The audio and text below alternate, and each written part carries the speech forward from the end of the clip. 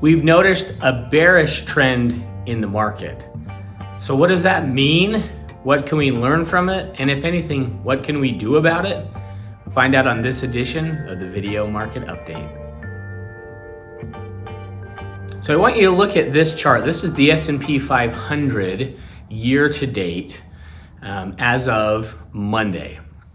And what you'll notice is that there have been instances where the market is trying to break through only to find a spot, a ceiling it can't get through, where it then recedes downward, finds a moment or a spot where it says, well, we can't go down any further, and then goes back up, finds a ceiling, and then retreats back down.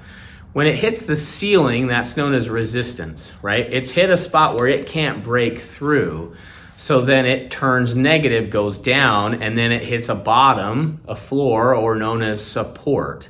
Essentially, the market's saying, well, we can't pick which direction we're gonna go. We can't go too high because we've hit the ceiling, but we're not gonna go too low, so we hit the floor, and you kind of just bounce around. This is referred to as a double top or a double bottom. And you tend to see when the market can't pick a direction, it tends to bounce around.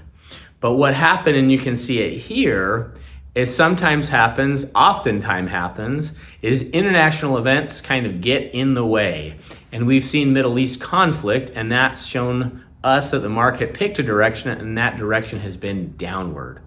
Now, if you zoom out and you look at the declines we've had so far this year, they're not really significant, right? This is a momentary blip, and we see these all the time. We saw this last year around this same time with Liberation Day tariffs, when the market had a huge decline, only to rally back and finish the year strong. So what it does is it provides a momentary pause, a moment of reflection, but it also brings about uncertainty and instability, mainly around oil and oil distribution, and then the price of oil. And because oil prices go up, everyday prices will go up, and that's making inflation, which already is stickier than we want it to be, feel even more real. And the more real inflation feels, the more likely it is that the Federal Reserve is not going to cut rates, but hold rates or even raise interest rates, which would cause a number of challenges because the market's been pricing in declines for the greater part of 2 years. And so if we can get a resolution in the Middle East and we can get a general idea of the direction that the oil market's gonna go, I think you'll see things kind of calm down.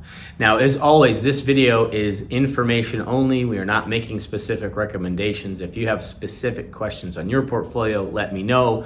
For those who we manage, we are watching and monitoring and making adjustments as need be. But I wanted to bring that to you because I thought this was an interesting trend so far this year. If you find this video to be valuable, go ahead and hit the like button. You can hit the subscribe button or send it to a friend if you think they would get benefit from it. If you have any questions on this or anything you're seeing in the market, let me know. But if not, as always, I hope you make it a great week.